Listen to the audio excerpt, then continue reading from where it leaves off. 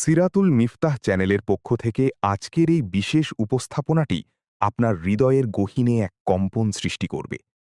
আপনি কি কখনো ভেবে দেখেছেন, বর্তমানে ফিলিস্তিনের গাজায় যে রক্তক্ষয়ী সংগ্রাম আর চোখের জল আমরা দেখছি, তা আজ থেকে ১৪০০ বছর আগেই আমাদের প্রিয় নবী হজরত মুহাম্মদ সাল্লাল্লাহু আলাইহি ওয়াসাল্লাম বর্ণনা করে গিয়েছেন?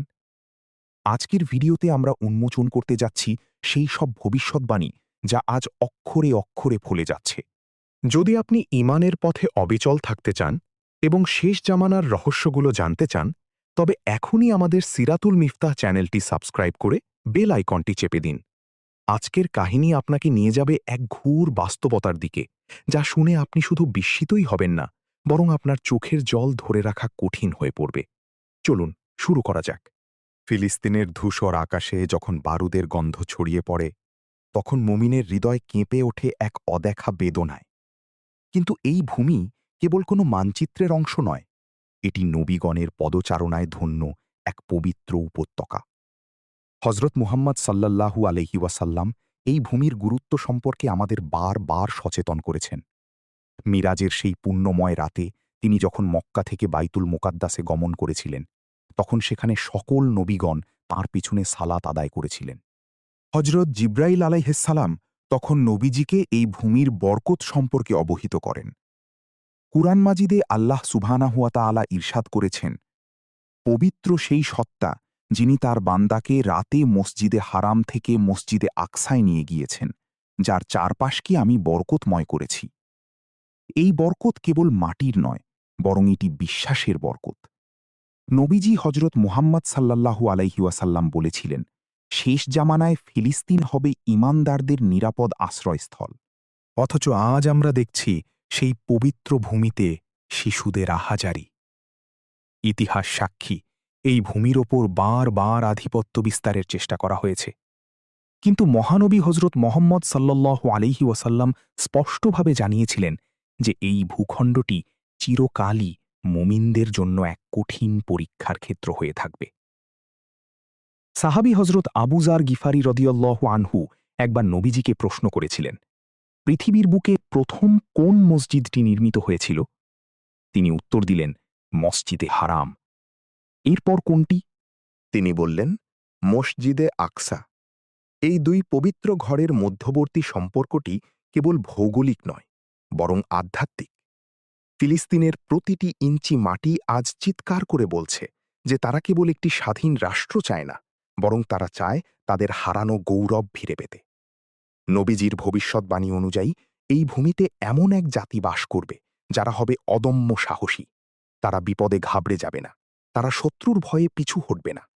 তাদের বুকের রক্তে রঞ্জিত হবে পবিত্র ভূমি, আর সেই রক্তই হবে আগামীর বিজয়ের সোপান। আজকের গাজার ধ্বংসস্তূপের মাঝে যে শিশুটি কুরআন তিলাওয়াত করছে, সে আসলে নবীজির সেই ভবিষ্যৎবাণীরই জ্যান্ত প্রমাণ। তারা মৃত্যুর মুখে দাঁড়িয়েও বলছে, হাসবুনাল্লাহু ওয়া নি'মাল ওয়াকিল, অর্থাৎ আল্লাহই আমাদের জন্য যথেষ্ট এবং তিনি কতই না উত্তম কর্মবিধায়ক। এই বিশ্বাসের ভিত্তি স্থাপিত হয়েছিল ১৪০০ বছর আগে, যখন মক্কার মরুভূমিতে দাঁড়িয়ে নবীজি ভবিষ্যৎ পৃথিবীর মানচিত্র এঁকেছিলেন। কোরআনের সূরা বনী ইসরাইলে আল্লাহ তাআলা একটি রহস্যময় ভবিষ্যৎবাণী করেছেন। সেখানে বলা হয়েছে, আল্লাহ বনী ইসরাইলকে পৃথিবীতে দুবার বিপর্যয় সৃষ্টির সুযোগ দেবেন।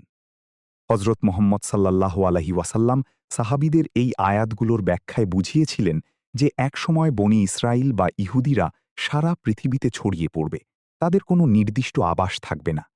কিন্তু কিয়ামতের আগে আল্লাহ তাদের আবার এক জায়গায় একত্রিত করবেন। একে কুরআনের ভাষায় বলা হয়েছে লাফিফ বা মিশ্র জনতা।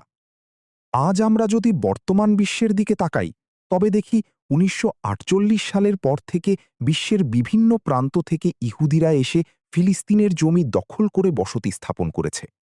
নবীজি হজরত মুহাম্মদ সাল্লাল্লাহু আলাইহি ওয়াসাল্লামের ভবিষ্যৎবাণী ছিল, তারা এই ভূমিতে বিশাল দালান কোঠা নির্মাণ করবে এবং অহংকারে লিপ্ত হবে।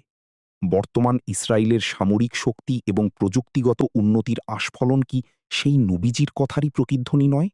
কিন্তু আল্লাহ তাআলা কুরআনে প্রতিশ্রুতি দিয়েছেন যে যখন বনী ইসরায়েলের সীমা ছাড়িয়ে যাবে, তখন তিনি তাদের ওপর এমন এক বান্দাদের পাঠাবেন যারা হবে অত্যন্ত শক্তিশালী এবং কঠোর হৃদয়ের যোদ্ধা। হজরত আবু হুরাইরা রাদিয়াল্লাহু আনহু থেকে বর্ণিত একটি দীর্ঘ হাদিসে এসেছে, কিয়ামত ততক্ষণ পর্যন্ত হবে না যতক্ষণ না মুসলমানরা ইহুদিদের সাথে যুদ্ধে লিপ্ত হবে। পরিস্থিতি এমন হবে যে তারা পাথরের পেছনে লুকালে পাথরও কথা বলে উঠবে। কিন্তু বর্তমান পরিস্থিতি আমাদের মনে করিয়ে দেয় যে ইসরায়েলের এই উত্থান আসলে পতনেরই পূর্বাভাস। বনি ইসরায়েলের এই একত্রীকরণ আসলে এক মহা ধ্বংসের ফাঁদ, যা তারা নিজেরাই নিজেদের জন্য তৈরি করছে। নবীজি হজরত মুহাম্মদ সাল্লাল্লাহু আলাইহি ওয়াসাল্লামের বর্ণনায় ফিলিস্তিন হবে সেই জায়গা যেখানে সত্য ও মিথ্যার চূড়ান্ত পার্থক্য হয়ে যাবে।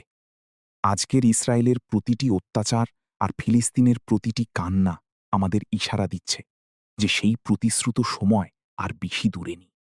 কুরআন ও সুন্নাহর এই নির্ভুল তথ্যগুলো যখন বাস্তবের সাথে মিলে যায়, তখন একজন মুমিনের ঈমান বহু গুণ বেড়ে যায়। আমরা কেবল সংবাদপত্রের শিরোনাম দেখি না, আমরা দেখি আল্লাহর পরিকল্পনা কিভাবে ধাপে ধাপে বাস্তবায়িত হচ্ছে। বনি ইসরায়েল মনে করছে তারা সুরক্ষিত দেয়ালের ভেতর নিরাপদ, কিন্তু হজরত মুহাম্মদ সাল্লাল্লাহু আলাইহি ওয়াসাল্লাম বলে গেছেন তাদের এই নিরাপত্তা হবে ক্ষণস্থায়ী। হজরত মুহাম্মদ সাল্লাল্লাহু আলাইহি ওয়াসাল্লামের একটি অত্যন্ত চমকপ্রদ ভবিষ্যদ্বাণী হল তাইফায়ে মানসুরা, বা আল্লাহর সাহায্যপ্রাপ্ত একটি দল। সাহাবায়ে কেরাম রাদিয়াল্লাহু আনহুম একবার নবীজিকে জিজ্ঞেস করেছিলেন, হে আল্লাহর রাসূল, সেই দলটি কারা? নবীজি উত্তর দিয়েছিলেন, তারা হবে বাইতুল মুকাদ্দাস এবং তার আশেপাশে বসবাসকারী একটি দল। তারা হকের ওপর অটল থাকবে, তাদের বিরোধীরা তাদের কোনো ক্ষতি করতে পারবে না। তারা থাকবে অবিচল যতক্ষণ না আল্লাহর ফয়সালা, কিয়ামত চলে আসে। আজকের ফিলিস্তিনের দিকে তাকালে কি আমাদের এই হাদিসের কথা মনে পড়ে না? চারদিকে পারমাণবিক শক্তিধর দেশ, অত্যাধুনিক ড্রোন আর মিসাইল, অথচ গাজার একদল মুজাহিদ সামান্য অস্ত্র নিয়ে বছরের পর বছর প্রতিরোধ করে তুলছে। নবীজি হজরত মুহাম্মদ সাল্লাল্লাহু আলাইহি ওয়াসাল্লাম তাদের এই অসীম ধৈর্যের কথা আগেই বলে দিয়েছিলেন। তারা ক্ষুধার্ত থাকবে, তারা অবরুদ্ধ থাকবে, কিন্তু তারা মাথা নত করবে না। সাহাবী মুআজ ইবনে জাবাল রাদিয়াল্লাহু আনহু একবার নবীজির কাছে শাম বা সিরিয়া ফিলিস্তিন অঞ্চলের ফজিলত সম্পর্কে জানতে চেয়েছিলেন। নবীজি বলেছিলেন, শাম হল ঈমানের কেন্দ্রবিন্দু। আজকের ফিলিস্তিনি মায়েরা যখন তাদের সন্তানদের কবরে শুইয়ে দিয়ে আলহামদুলিল্লাহ পড়ে, তখন আমরা বুঝতে পারি তাদের ঈমান কোন স্তরের। হজরত আয়েশা রাদিয়াল্লাহু আনহা বলতেন যে নবীজি ফিলিস্তিনের মানুষের ধৈর্যের প্রশংসা করতেন। এই তাইফায়ে মানসুরার বৈশিষ্ট্য হল তারা বিশ্ববাসীর সাহায্যের অপেক্ষা করবে না। আজ আমরা দেখছি মুসলিম উম্মার বড় বড় রাষ্ট্রগুলো যখন নিশ্চুপ, তখনও এই মুষ্টিমেয় মানুষগুলো লড়াই চালিয়ে যাচ্ছে। এটিই নবীজির সেই কথা, বিরোধীরা তাদের কোনো ক্ষতি করতে পারবে না। এর অর্থ হল তাদের দেহকে হয়তো ক্ষতবিক্ষত করা যাবে, কিন্তু তাদের আদর্শ আর চেতনাকে কেউ ধ্বংস করতে পারবে না। এই বীরত্ব কোনো সাধারণ দেশপ্রেম নয়, এটি হল ঈমানের লড়াই। নবীজি হজরত মুহাম্মদ সাল্লাল্লাহু আলাইহি ওয়াসাল্লামের ভবিষ্যদ্বাণীর প্রতিটি শব্দ আজ গাজার প্রতিটি অলিগলিতে সত্য প্রমাণিত হচ্ছে। তারা হল সেই আলোকবর্তিকা যারা অন্ধকার পৃথিবীতে এখনও তাওহীদের ঝান্ডা উঁচিয়ে রেখেছে। কিয়ামতের প্রাক্কালে এই বীরদের হাত ধরেই ইসলামের চূড়ান্ত বিজয় শুরু হবে, ইনশাআল্লাহ। বর্তমান বিশ্বে মুসলমানদের সংখ্যা প্রায় ২০০ কোটি। অথচ আমরা কেন ফিলিস্তিনের উপর চলা এই জুলুম থামাতে পারছি না? এই প্রশ্নের উত্তরও হজরত মুহাম্মদ সাল্লাল্লাহু আলাইহি ওয়াসাল্লাম দিয়ে গেছেন। তিনি বলেছিলেন, এক সময় আসবে যখন বিশ্বের জাতিগুলো তোমাদের উপর এমনভাবে ঝাঁপিয়ে পড়বে যেভাবে ক্ষুধার্ত মানুষ খাবারের দস্তরখানায় ঝাঁপিয়ে পড়ে। সাহাবীরা বিস্মিত হয়ে জিজ্ঞেস করলেন, হে আল্লাহর রাসূল, আমরা কি তখন সংখ্যায় কম থাকব? নবীজি বললেন, না, তোমরা সংখ্যায় হবে অগণিত, কিন্তু তোমরা হবে সমুদ্রের ফেনার মতো নিরর্থক। তোমাদের অন্তরে ওয়াহান ঢুকে পড়বে। সাহাবীরা জিজ্ঞেস করলেন, ওয়াহান কি? নবীজি সাল্লাল্লাহু আলাইহি ওয়াসাল্লাম বললেন, দুনিয়ার মোহ এবং মৃত্যুকে ভয় পাওয়া। আজকের বাস্তবতায় আমরা কি ঠিক এই দৃশ্যটিই দেখছি না? মুসলিম দেশগুলোর কাছে সম্পদ আছে, সেনাবাহিনী আছে, অস্ত্র আছে, কিন্তু ফিলিস্তিনের জন্য কার্যকর কিছু করার সাহস নেই। এই ওয়াহান বা দুনিয়ার মায়াই আজ উম্মাহকে পঙ্গু করে রেখেছে। নবীজি হজরত মুহাম্মদ সাল্লাল্লাহু আলাইহি ওয়াসাল্লাম আরও বলেছিলেন যে শেষ জামানায় এমন এক ধোঁয়াটে ফিতনা আসবে যা প্রতিটি ঘরে ঘরে প্রবেশ করবে। এই ফিতনা হল আদর্শিক ফিতনা, যা মানুষকে সত্য আর মিথ্যার পার্থক্য ভুলিয়ে দেবে। আজকের সোশ্যাল মিডিয়া আর অপপ্রচার সেই ফিতনারই একটি অংশ, যেখানে মাজলুমকে সন্ত্রাসী আর জালিমকে রক্ষাকর্তা হিসেবে দেখানো হয়। হজরত উমরের ইবনে খাত্তাব রাজিয়াল্লাহু আনহু যখন বাইতুল মুকাদ্দাস জয় করেছিলেন, তখন তিনি বলেছিলেন, আমরা ছিলাম এক অপমানিত জাতি, আল্লাহ আমাদের ইসলামের মাধ্যমে সম্মানিত করেছেন।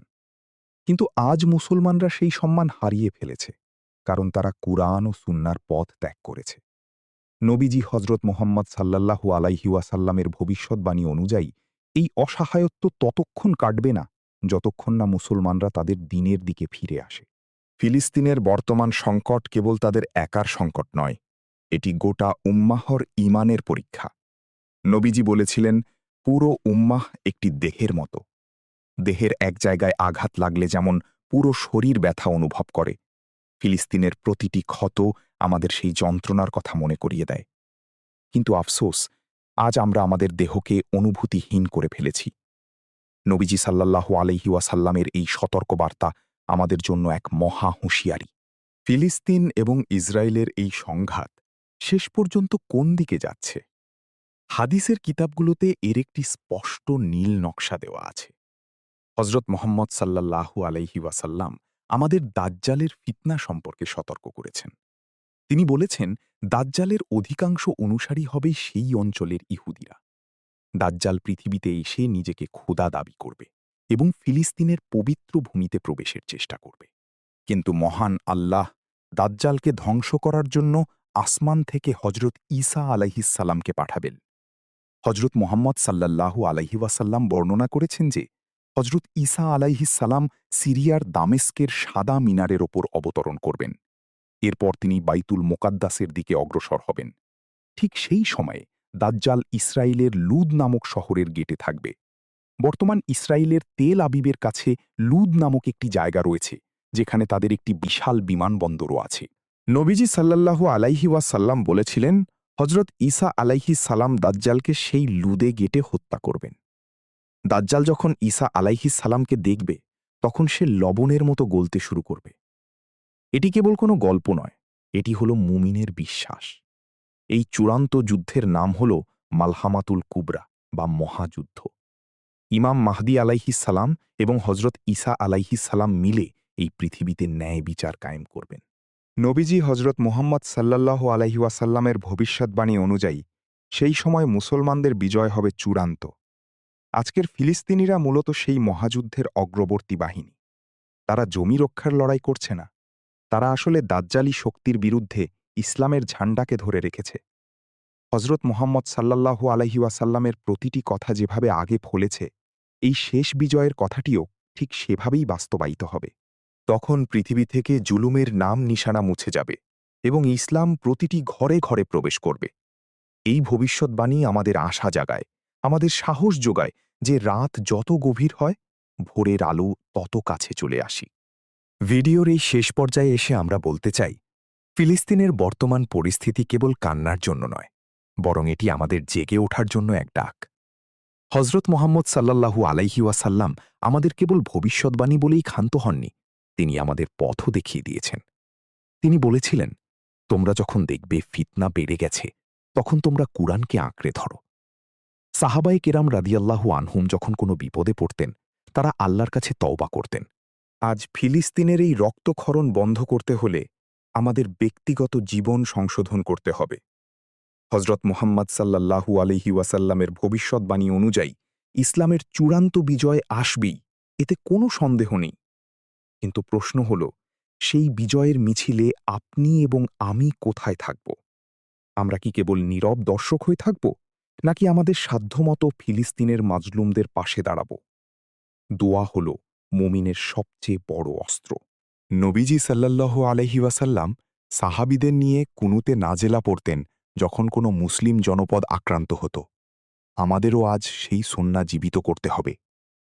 হজরত ফাতিমা রাদিয়াল্লাহু আনহা একবার নবীজিকে জিজ্ঞেস করেছিলেন, আব্বাজান, ইসলাম কি সব জায়গায় পৌঁছে যাবে?